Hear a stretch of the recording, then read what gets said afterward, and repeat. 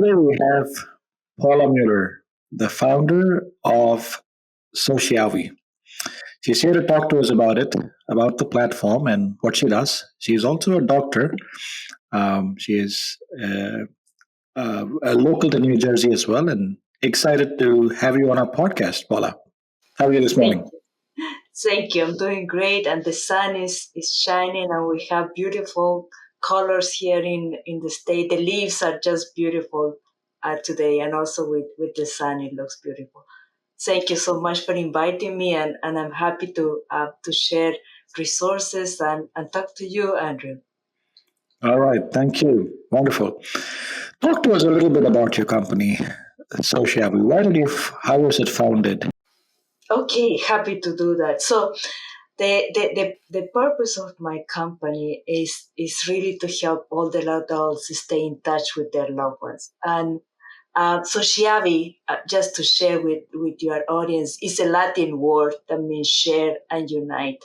And that's really the purpose and the mission of the company, that older adults, people with disability, even people with dementia can share moments and stay together, united with their families, even across long distances. And when I founded my company, I had the vision of filling a gap, an unmet need that I observed. From one side, we have adult children that worry about the health and the well-being of their aging parents. And on the other hand, older adults feel isolated and lonely and left out by many of because for many of them, mainstream technology that not help them achieve the connection and the companionship that we all benefit through our smartphone, tablets, and computers. For them, technology, mainstream technology in many cases, offer too many barriers for them to use and it's too cumbersome. So that's what I set up the purpose to bridge that gap and fill that unmet need with my product, Sociavi. Thank you. Can you tell us a little bit about how your product works briefly? Sure, very happy to do that. So, on one hand, think that the older adult receive a dedicated device. It looks like a picture frame. It's a hands-free and very large. It's a 13 inches screen device that they receive, and that becomes their communication and engaging device. On the other hand, the families, no matter where they are on the world, they install an app we call the companion app. And through that app, they can interact with their loved ones, with their aging parents through the device. So they can have a live video visit with them. They can send them pictures. They can send them videos. They can also send them reminders and alerts.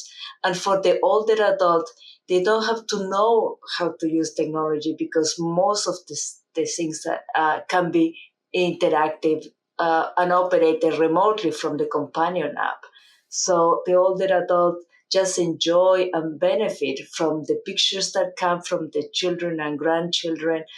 It's just a slideshow of pictures that is always there. If the families wants to reach them, they just press a button on the companion app and they just show up on the screen of their loved ones and they can just start talking and being hands free really makes a whole difference.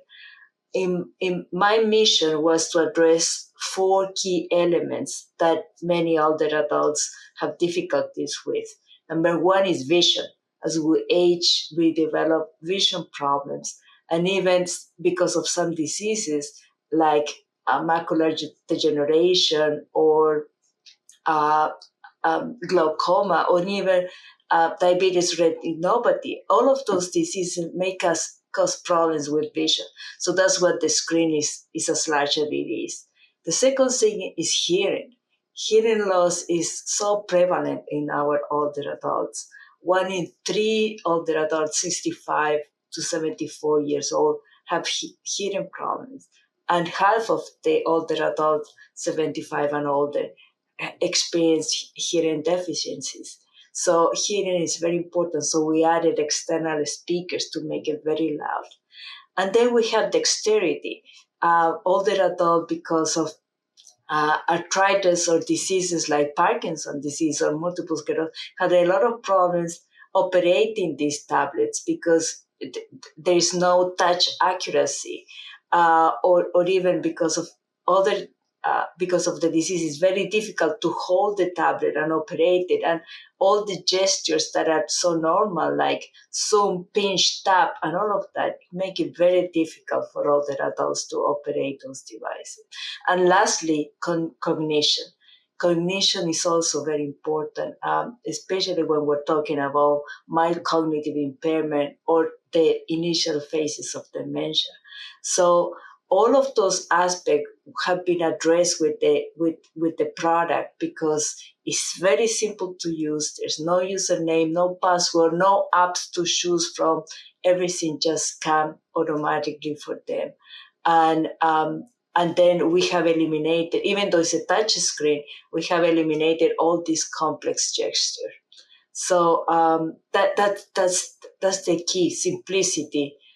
Simplicity is really the cornerstone of the product. Great. I was just about to ask you how that differs from a mobile device, a communication device that's already available, and you broke it down as four, and which clearly tells us how it's so customized for the elderly. Yes, yes, Our yes. normal phone device will just not cut it. All right. Thank you for No, that. no, appreciate the comment. Yes. How does what is the word? A lot of what you do seems like it's been driven by purpose and passion. What does the word purpose mean to you, and how do you believe? How do you think it relates to business? Oh, it's very important, and purpose really set up the navigation path for the business, and Hmm. and around that purpose, you have the whole dynamic of the company in terms of how the persons that you draw to the business, the motivation of the persons around the business, the relationship also with collaborators. I've been finding in my journey as entrepreneur that I draw to my circle of engagements people with similar purpose and mission, and all of us are driven by the um, really the goal to help others and be supported of each other. And at the end of the day, we really want to help caregivers and care recipients to have a better quality of life. And and I think it's enormously important that you define and you said and you are true to yourself and to others about what you stand for. Okay, thank you for that. That's wonderful. Thank you. You did speak a little bit about care. Why is care so important to you? Oh, it's critical because we all face it, and in particularly, I dedicated really my the last 7 8 years of my life and moving forward creating this company because we all face the situation that either you are a caregiver, you have been a caregiver, or you will be a caregiver. Because on one hand, we have the situation that our parents, our older adults, we're all, our population worldwide is aging and they have special needs. They are going to be needing the support. Um, we all aim to have a healthy and well life. Aging, we all hope to age healthy and well, but it's inevitable that at some point we will need support, we will need care, and we're living longer. And on top of that, the highest risk of developing dementia is really age. So, with that in mind, the people living with dementia, people aging, people having chronic conditions, that is all happening, and we need to support those. Now, on the other hand, we need to support the caregivers. There's so many unpaid caregivers, and here we were just talking yesterday about how important is that the public and private sector come together and really address this issue from all perspectives, from the employers helping their employees that are caregivers, from the government setting up the infrastructures that help us provide care, not and care about the whole spectrum. I mean, from childcare to people having an accident in their midlife, to people that are developing chronic conditions, and then at the end, caring for older adults. So that's why it's so important. The cycle of care, Yes, the critical nature of the cycle of care. Thanks for exactly. articulating that so well. Thank you, Andrew. Being a businesswoman in New Jersey, running a business in New Jersey, what are your thoughts? So I think New Jersey is a very interesting state. We have a lot of innovation here, and just thinking about all the development that happened on our backyard with Bell Labs and all what it trickles through the years. So I think there is a lot of movement and momentum for innovation in New Jersey, which is very positive. Uh, and I see a lot of activities around innovation, which is quite good. What can we do better? Uh, I think we need more support of probably small businesses. Probably a little bit of control of the cost of living that is so high in New Jersey in comparison with other states.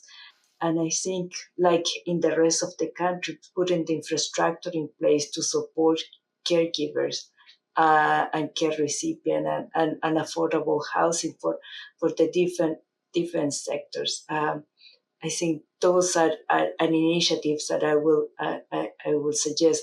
I mean, also a very important initiative on healthcare.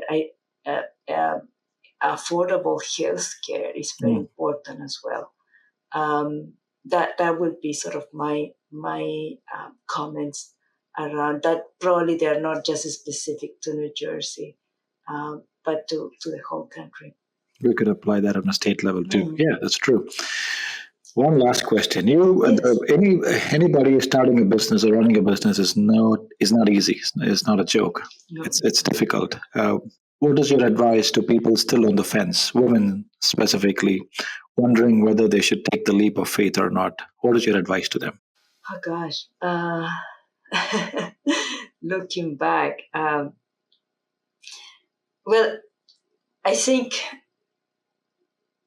is you will know when it's the right time. Mm. My journey about entrepreneur, I was interested in doing something by myself for a long time before I started my company, Mm. And it was that I was trying different initiatives. So my point, if you are going to start a business, you will know when the right time it is. Mm. Now, how you go about your business is, and I haven't figured out everything. I need to learn a lot. We all are. Yeah, Yeah. to be honest, but but trying to to identify very much. You will have to do a lot of experiments, especially with technology, and that has been my experience. But try to learn as much as you can and try to figure out who with whom you relate yourself, and reach for resources, and and is and have an open mind to be ready to do a lot of experiments, and basically pivot at the right time. So it's a lot of perseverance also, and it's just that every journey is different as well. So be prepared to to experiment a lot, to speak a lot, to reach out to many people, and change along the way. Those are wise words. Thanks for Thank sharing you. them. Thank So you. be I am sorry I couldn't give a very precise set of steps, but there's no recipe here. Every journey is different, and it's difficult. Just got to hang in there. If you believe in Yeah, what you do, you got to hang in there and have an open mind. Persevere. exactly. Exactly. Wonderful. Paula, that's about the questions I wanted to ask you. Thank you so much So, for coming on this and sharing your thoughts with us. Enjoyed talking to you. me too, Andrew. Thank you so much. Have a wonderful day and thank you for the opportunity.